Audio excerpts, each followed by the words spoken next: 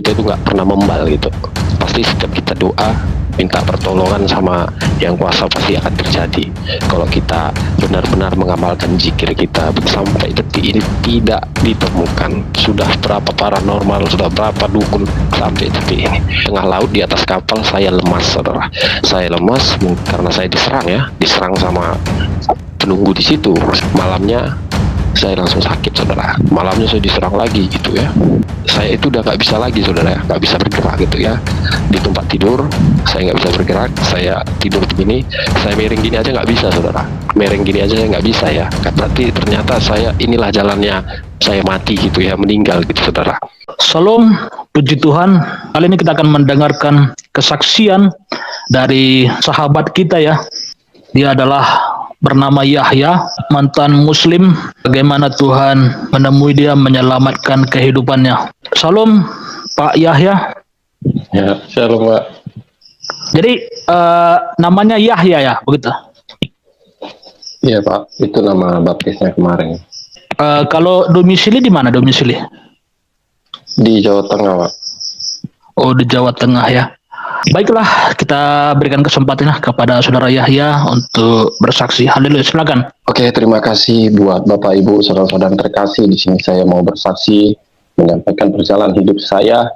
Kenapa saya bisa jatuh cinta kepada Tuhan Yesus? Kenapa saya ingin menyenangkan hatinya Tuhan Yesus? Disinilah saya akan menjelaskannya semua dari awal sampai akhir. Kalau saya potong-potong kesaksian saya nanti Bapak Ibu akan bingung ya, nggak tahu begitu ya. Alur ceritanya seperti apa. Jadi saya mau menceritakan dari awal dulu, saudara. Puji Tuhan, dulu saya itu di Sumatera Utara itu ketua geng motor ya. Jadi orang bandel, orang rusak gitu ya, ketua geng motor. Jadi sesudah itu waktu saya ketua geng motor itu ya, mungkin Bapak Ibu tahu lah ya kalau ketua geng motor itu seperti apa, pekerjaannya, kegiatannya, kelakuannya seperti apa, ugal-ugalan, brutal begitu, saudara. Dan sesudah itu saya itu dulu itu kecelakaan, saudara ya. Sesudah saya kecelakaan, disitulah saya langsung keluar dari grup geng motor ya. Di situ saya nggak mau lagi menjadi ketua geng motor karena saya kecelakaan begitu ya, sehingga saya bertobat begitu ya, bertobat. Dan di situ saya masuk pondok pesantren ya. Saya masuk pondok. Jadi di dalam pondok saya itu ada sekitar 2 tahun, saudara ya, pondok pesantren di Sumatera Utara. Dan puji Tuhan kami itu pesantren kami itu ada di Indonesia ada 20, saudara ya. Tapi sekarang saya nggak tahu, tapi dulu waktu saya masih di pesantren ada 20 ya. Jadi sesudah itu kami di dalam pesantren itu yang kami pelajari itu saya itu dulu di pesantren tidak memperdalam Al-Quran, jadi sehingga saya itu tidak bisa Al-Quran ya. Satu kitab Al-Quran itu tidak bisa saya ini kan. Jadi sehingga saya bisa bahasa Arab, bisa Al-Quran, tapi nggak semua gitu ya. Karena saya dulu nggak fokus sama Al-Quran, belajar Al-Quran dulu. Saya itu fokusnya dulu zikir, saudara ya. Puji Tuhan saya dulu fokusnya berzikir ya. Makanya saya itu dulu pagi, siang, sore, malam itu di jari saya itu tasbih, saudara. Begitu. Jadi tasbih. Jadi puji Tuhan sesudah itu saya berangkat ke Wonogiri, Jawa Tengah, saudara ya. Saya berangkat ke Wonogiri, Jawa Tengah karena cabang kami ada di Wonogiri, saudara ya, cabang itu ya. Jadi puji Tuhan, saya permisi sama sama mursyid saya, guru saya dulu di pesantren. Saya bilang saya mau ke Jawa Tengah, ke Wonogiri, ke cabang, sehingga saya berangkat dari Sumatera ke Pulau Jawa, saudara. Jadi di Jawa Tengah, di Wonogiri, saya dapat mimpi, saudara, 2 ya. Saya mimpi saya punya teman ya, Pak Nababan namanya. Dia orang Sumatera. Pak Nababan ini seorang anggota polisi, saudara ya. Dia polisi, dia dinasnya di Pekanbaru Riau, saudara. Jadi Pak Nababan ini agama Kristen. Jadi saya di Wonogiri, saya bermimpi Pak Nababan ini mengajarkan saya baca Alkitab. Sesudah itu saya didoakan beliau. Sesudah itu saya terbangun, saudara. Sesudah saya terbangun, saya telepon Pak Nababan ini. Terus saya bilang, Pak, saya mimpi sama Bapak. Nah, terus Pak Nababan ini bilang ke saya, mimpi apa? Katanya, Bang, katanya. Terus saya bilang, saya mimpi Pak, Bapak ajari baca Alkitab. Sesudah itu Bapak doakan, saya bilang gitu, saudara. Sesudah itu Pak Nababan ini bilang, Pak Nababan ini apa namanya, merinding ya, merinding dia merinding. Terus Pak Nababan bilang, aduh udahlah Bang, lupakan saja, begitu. Jadi puji Tuhan, sesudah itu saya lupakan, saudara ya, karena beliau menyampaikan seperti itu, lupakan saja Bang, katanya. Sesudah itu saya lupakan. Sesudah itu ada sekitar 1 minggu lagi, saudara. Ada sekitar 1 minggu lagi, saya mimpi lagi yang kedua sama beliau, saudara. Beliau membawa saya ke gereja dan memperkenalkan saya dengan seorang pendeta, dan pendeta mengajari saya baca Alkitab dan mendoakan saya. Sesudah itu kami bertiga foto-foto di depan mimbar, saudara ya, di depan itu mimbar tempat khotbah itu ya. Jadi sesudah itu selesai foto-foto, saya terbangun lagi. Sesudah saya terbangun, saya telepon lagi Pak Nababan ini. Pak, saya mimpi lagi Pak. Saya bilang, loh mimpi apa Bang? Bapak ajari saya, Bapak kenalkan saya sama pendeta, terus pendeta ngajarin saya baca Alkitab. Saya bilang, terus didoain, habis itu kita foto-foto. Saya bilang begitu, saudara. Jadi sehingga Pak Nababan ini bilang, waduh gimana itu Bang? Jadi merinding saya mendengarnya, kata Pak Nababan ini, saudara. Jadi di situ Pak Nababan ini pun jadi bingung, maksudnya takut gitu ya. Waduh, saya nggak tahu gimana Bang, katanya. Karena abang kan, apalagi abang kan seorang ini santri gitu ya. Jadi Pak Nababan ini takut gitu ya, takutnya saya itu pindah agama, beralih agama gitu. Ya, sehingga sesudah itu saya bilang, terus gimana ini Pak? Saya bilang sama Pak Nababan ini, pikirkanlah dulu Bang, kata Pak Nababan ini. Abang pikirkanlah dulu matang-matang, kata Pak Nababan ini, saudara. Sehingga di situ saya ada sekitar sekitar 2 hari, saudara. 2 hari, kurang lebih 2 hari apa 3 hari itu saya langsung di situ putuskan. Saya putuskan saya siap dibaptis, begitu, saudara. Jadi puji Tuhan, Pak Nababan bilang ke saya, jadi abang udah siap dibaptis? Terus saya bilang, sudah Pak, saya bilang. Jadi Pak Nababan ini bilang, ya oke Bang, saya cari pendeta dulu untuk membaptis abang, katanya, saudara. Jadi sehingga Pak Nababan ini menelpon pendeta-pendeta untuk membaptis saya.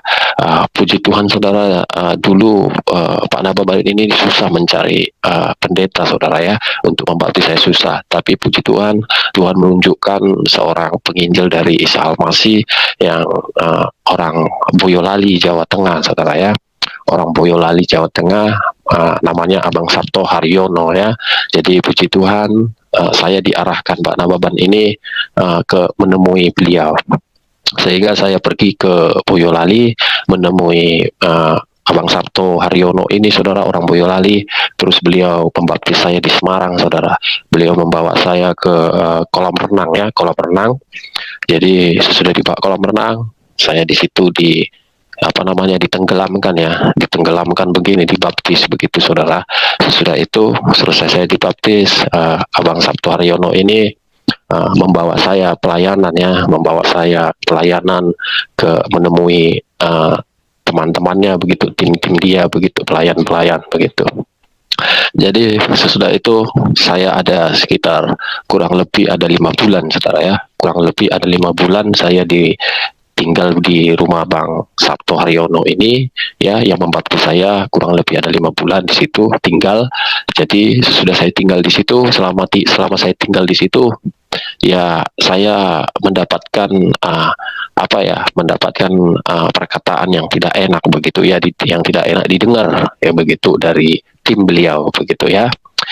Tim beliau mengatakan saya yang tidak begitu ya. Jadi di situ saya berpikir seperti ini, saudara. Waduh, piye kok saya ini gitu ya, kok saya selesai dibaptis kok malah saya ya difitnah begitu ya, dikatakan yang tidak begitu. Jadi di situ saya terus, nomor saya juga diblokir gitu ya, nomor saya diblokir. Diblokir sama tim-timnya. Ya sudah, berarti mereka tidak suka dengan saya. Di situ saya langsung kecil hati ya. Oh iyalah, mungkin mereka tidak suka dengan saya. Sehingga puji Tuhan, kalau keluarga Bang Sabto ini, saudara, yang membaptis saya ini, saya tidak ada masalah sama beliau, tidak ada. Akhirnya saya izin sama keluarga beliau, saya pamit ya, saya pamit pergi sama ke orang tua yang membaptis saya, dan sama Abang Sabto yang membaptis saya juga saya pamit pergi. Terus sesudah saya pergi, ya itu tadi saudara, sudah saya pergi, saya ngontrak di dalam kamar ya, saya ngontrak di kamar, ngontrak sendiri begitu. Dan sesudah itu saya di situ tidak ada masukan, saya tidak bekerja, saudara ya, tidak bekerja, dan saya bingung mau bagaimana kehidupan saya sehari-hari. Dan puji Tuhan, saya diberi masukan sama Bapak almarhum Pendeta Junedi Salat ya. Almarhum Junedi Salat memberikan saya masukan, Yahya, kamu alangkah baiknya kamu pulang nemui mentor kamu, begitu pesan Pak Junedi Salat waktu almarhum belum meninggal ya, saudara.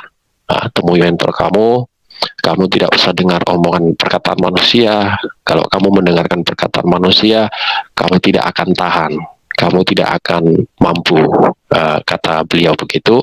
Dan terus saya bilang, enggak lah Pak, kalau saya pulang balik ke tempat Bang Sabto yang baptis saya enggak Pak, saya bilang begitu sama beliau, saudara, karena perkataan mereka sudah tidak pantas. Saya ngomong gitu, saudara ya. Jadi ini saya ceritakan ini dari awal, saudara, supaya kita itu tahu perjalanan hidup saya seperti apa selama ikut Tuhan Yesus, begitu saudara ya. Jadi sesudah itu Pak Junedi Salat bilang, oh ya sudah, kalau kamu tidak mau pulang ke rumah menemui mentor kamu yang baptis kamu dulu, ya sudah, nanti selesai kamu ke Jakarta. Kamu ke Jakarta, nanti saya bimbing kamu, kata Pak Junedi Salat, saudara. Jadi untuk sekarang kamu jangan ke Jakarta dulu, karena masih lockdown, kata Pak Junedi Salat. Kamu di sana aja dulu, berapa kontrakan kamu sebulan, biar saya transfer, kata Pak Junedi Salat, saudara. Jadi puji Tuhan, di situ saya itu, saudara, sebenarnya sudah nggak tahu lagi ya bagaimana kehidupan saya ya. Bisa dibilang saya itu kemarin itu waktu beliau masih hidup, saya itu nggak tahu gimana lagi gitulah ya. Saya itu udah nggak ngerti lagi seperti apa. Tapi beliau membayar kontrakan saya, saudara. Berapa kontrakan kamu sebulan ya? 800.000 Pak, saya bilang begitu, saudara kan. Akhirnya beliau mentransfer kontrakan saya 800.000, saudara. Sesudah itu Pak Junedi Salat bilang, makan kamu doa tanya Tuhan, kira kamu berdoa tanya Tuhan supaya Tuhan menjamah hati anak-anak Tuhan yang mau memberkati kamu, supaya kamu bisa bertahan hidup menunggu Pak Junedi Salat, saudara. Jadi sehingga Pak Junedi Salat hanya membayar kontrakan tempat tinggal saya setiap bulan 800.000.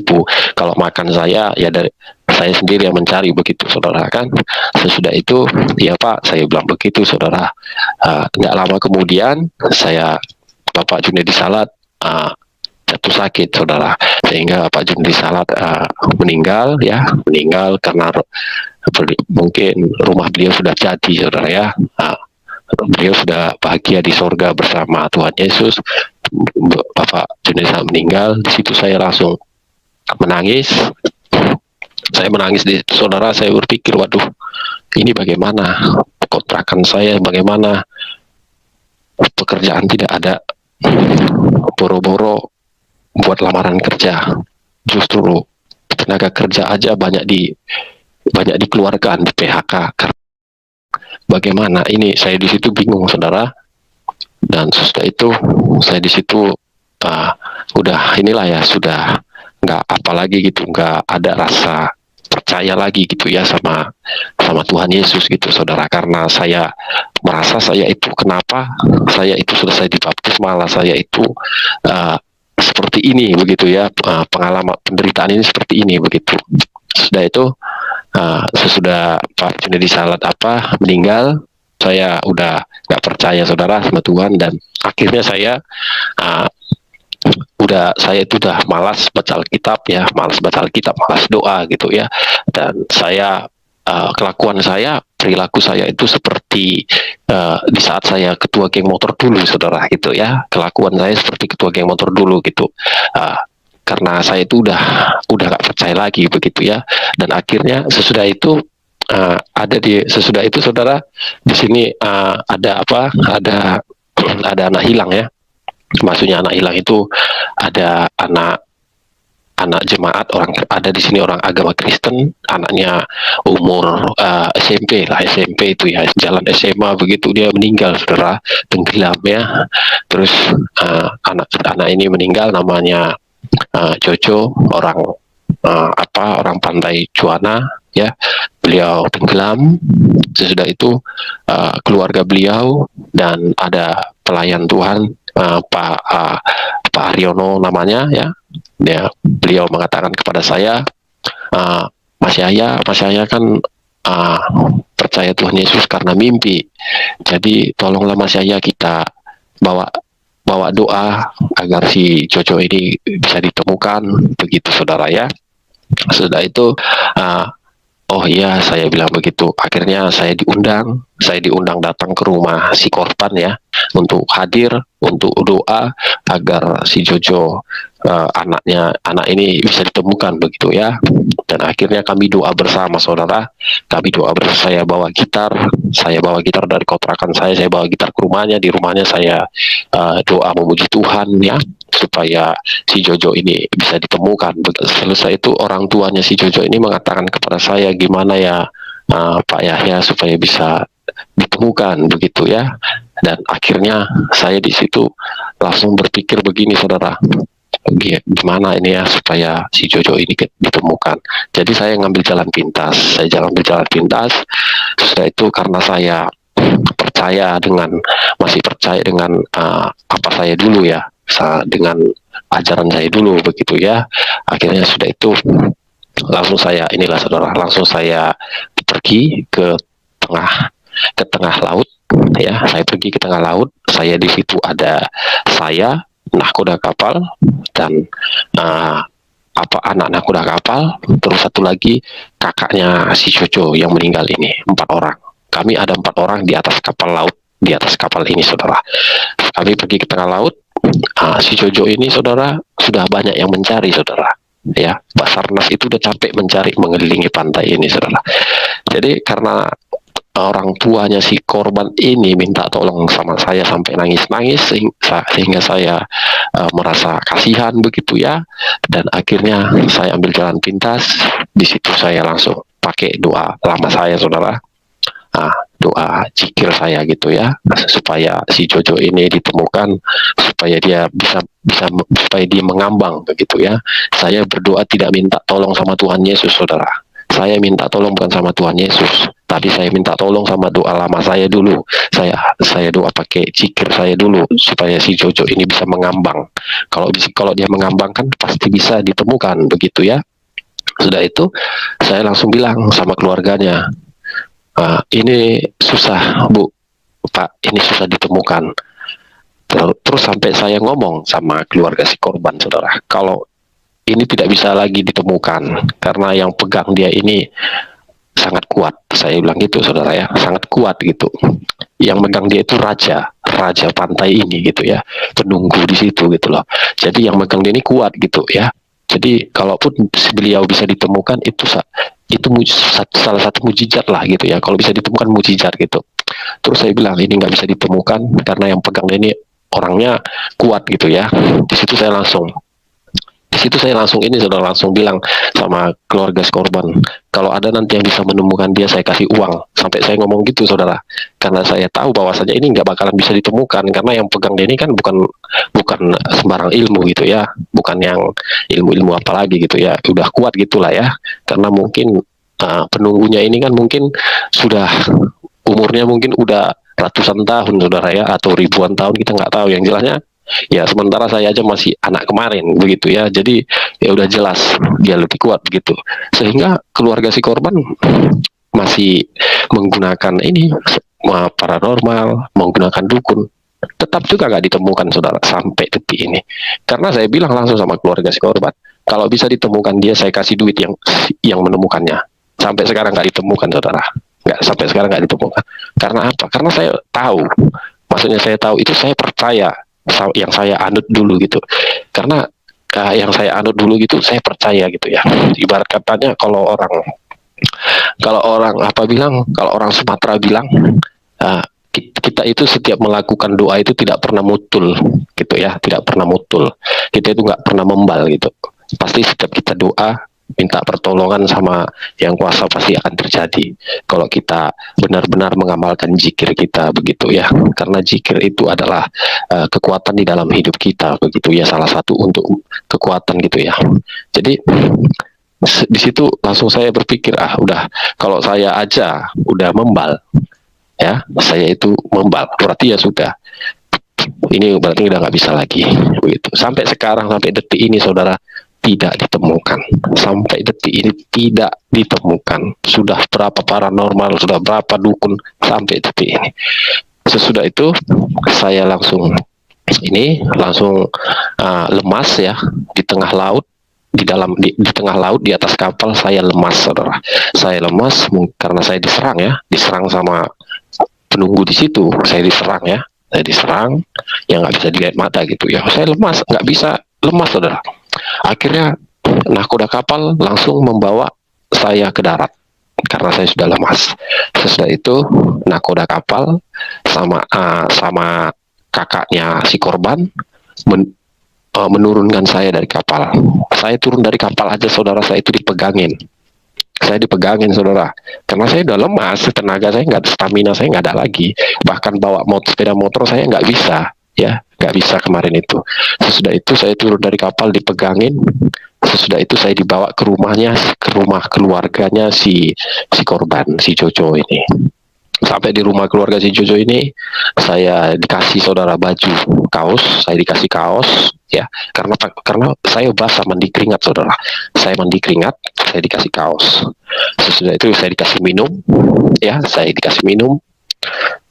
Sesudah itu saya dikasih minum, saya udah tenang. Sesudah itu saya langsung pulang.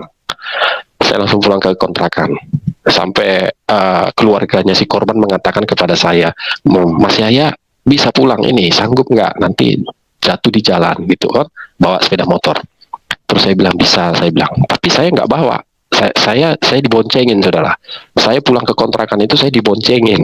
Nah, saya nggak, karena saya udah karena saya lemah sama sekali ya, lemah gitu loh. Jangankan bawa sepeda motor saudara ya, mengangkat aqua botol sedang ini, aqua botol segini yang sedang, mungkin saya nggak bisa karena udah nggak berdaya lagi, lemas gitu, stamina saya itu udah habis, dikuras gitu ya. Nah, sudah itu saya dibonceng naik sepeda motor pulang ke kontrakan. Sampai di kontrakan malamnya saya langsung sakit saudara. Malamnya saya diserang ya, malamnya saya diserang lagi gitu ya. Sudah itu malamnya saya diserang lagi. Di situ saya langsung ini saudara, langsung berpikir, berarti ternyata inilah jalannya saya mati gitu ya, meninggal gitu saudara. Karena makanya saya bilang meninggal ya itu tadi, karena saya itu udah nggak bisa lagi saudara ya, nggak bisa bergerak gitu ya. Di tempat tidur saya nggak bisa bergerak, saya tidur begini, saya miring gini aja nggak bisa saudara, miring gini aja saya nggak bisa ya, nggak bisa. Nah, jadi di situ saya menangis. Sudah itu saya menangis, saya telepon istrinya Pak Junedi Salat, ya saya telepon juga itu Ibu Uti, ya adalah pokoknya beberapa pelayan Tuhan ada saya telepon itu, ya mengatakan karena saya sakit ini begitu ya, dan pelayan Tuhan mengatakan kepada saya, menyarankan saya ke dokter, ke rumah sakit gitu ya, tapi saya berpikir ngapain saya ke dokter, penyakit saya bukan penyakit medis, saya tidak punya penyakit. Saya berpikir seperti itu saudara, sehingga saya di situ langsung ikhlas aja. Saya menangis, saya ikhlas di situ. Ternyata saya pulang ke Sumatera tinggal nama, maksudnya tinggal nama itu ya mayat gitu ya. Saya di situ udah pasrah, inilah ternyata gitu kan. Dan ya gimana saya mau ke rumah sakit saudara, ke kamar mandi aja saya buang air kecil nggak bisa saudara, tidak bisa. orang nggak bisa bergerak sama sekali gitu ya. Saya itu udah diikat. Saya itu diikat di sekali itu kan diserang, diikat, mau dibunuh gitu, dibunuh. Bahkan saya bernapas aja begini, saudara. Saya seperti itu bernapasnya, saudara. Saya bernapas sudah seperti itu saya bernapas. Makanya saya itu saya itu menangis. Saya tidak bisa berbuat apa-apa lagi. Bahkan saya kencing, saya tahan. Napas saya sudah satu-satu, saudara. Saya tempat tidur seperti ini sambil menangis, meneteskan air mata. Saya begitu. Terus saya ambil HP. Sudah saya ambil HP, saya cari channel YouTube Rohani, ya. Saya cari YouTube Rohani, gitu. Saya mau mencari YouTube Rohani begitu. Saya buka YouTube, begitu saya buka YouTube, channel YouTube, tiba-tiba muncul channel Pendeta Gilbert Lumoindong. Itu tiba-tiba muncul, bukan saya cari, saudara. Tiba-tiba aja begitu saya buka YouTube, saya buka tiba-tiba muncul channelnya beliau gitu ya. Jadi begitu channel beliau terbuka, saya buka, beliau lagi ada 3 orang ya. Beliau ada 3 orang. Pendeta Gilbert Lumoindong, terus satu lagi si anaknya yang laki-laki, Mas Steven ya, Mas Steven. Terus satu lagi ada yang main gitar, saudara. Yang main gitar namanya siapa ya namanya?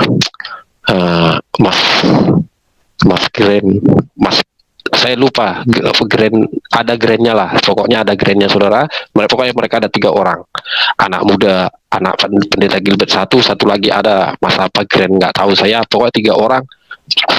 Mereka main gitar, saudara. Mereka main gitar nyanyi, kau ambil alih. Saya itu udah memang inilah ternyata saya terakhir gitu ya, nyawa saya udah ini terakhir, karena saya itu udah memang bisa bilang mati, saudara.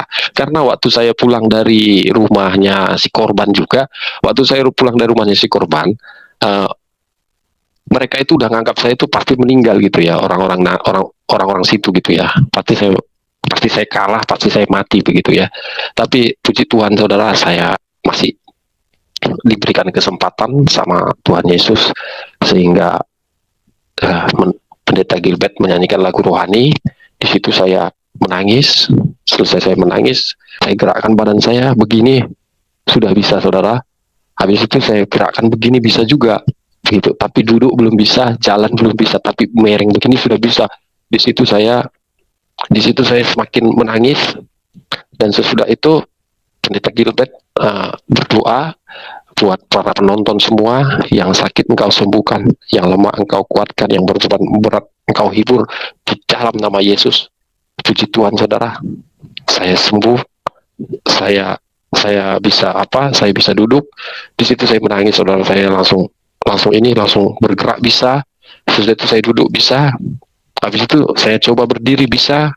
Sesudah saya berdiri, saya langsung lari ke kamar mandi dulu. Keluar saya dari kamar mandi, saya ambil lagi HP, saya tonton lagi. Di situ saya langsung menangis, saudara. Di situ saya langsung terduduk menangis. Di situ saya sembuh, saudara. Ya, di situ saya nangis, saya minta ampun sama Tuhan. Saya bergerakkan semua sudah bisa, saudara, sudah bisa ya. Puji Tuhan, saya sembuh, saudara. Saya itu tidak bisa lah ya, melupakan itu saya tidak bisa, karena sebelum sakit itu saya itu memang udah ada niat mau meninggalkan Tuhan, karena saya sudah sangat merasa tersakiti ya sama anak-anak Tuhan gitu ya. Saya itu udah sangat dihakimi, terlalu sangat disakiti begitu, sehingga saya ada niat ya mau meninggalkan Tuhan. Tetapi Tuhan mungkin memang itulah rencana Tuhan tadi, dia tidak mau saya itu binasa, saudara, sehingga beliau sehingga Tuhan Yesus mengapakan saya, menyembuhkan saya lewat sakit ini, saudara. Puji Tuhan, saya sembuh. Selesai saya sembuh, disitulah saya langsung percaya bahwasanya Yesus itu ada nyata dan kuasanya luar biasa. Mulai dari situlah, saudara, iman saya kokoh sampai sekarang, sampai detik ini, saudara, bahwasanya Yesus itu ada dan mujizatnya nyata. Selesai saya sembuh, saya langsung pergi keluar. Ada sekitar 1 minggu, saudara ya, ada sekitar 1 minggu, bekasnya masih sakit. Bekas ya, tapi saya udah bisa jalan, saya sudah bisa lari-lari, udah bisa bawa motor, tapi bekasnya masih tetap sakit. Selama 1 minggu bekasnya sakit, saudara.